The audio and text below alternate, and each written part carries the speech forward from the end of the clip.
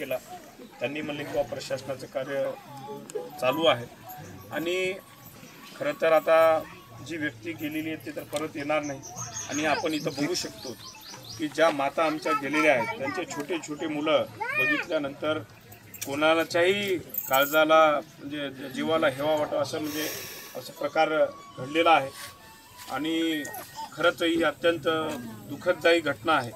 मला वाटतं या भागातली अत्यंत दुःखदायी घटना ही साहेब असतील त्यांनाही आम्ही बोलू. मी नांदेडचा खासदार म्हणून सुद्धा त्यांना परभणीच्या कलेक्टर साहेब जे कलेक्टर आहेत त्यांनाही मी बोलणार आहे.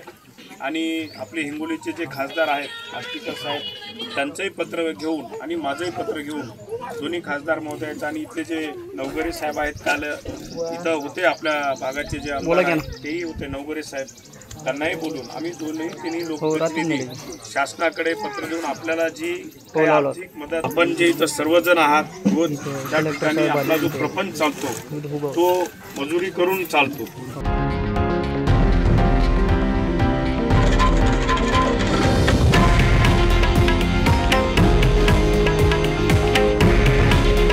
हे आहे देशातील नंबर 1 न्यूज नेटवर्क आणि आपण पाहत आहात TV9 मराठी. काळजी तुमची, हित महाराष्ट्राचं.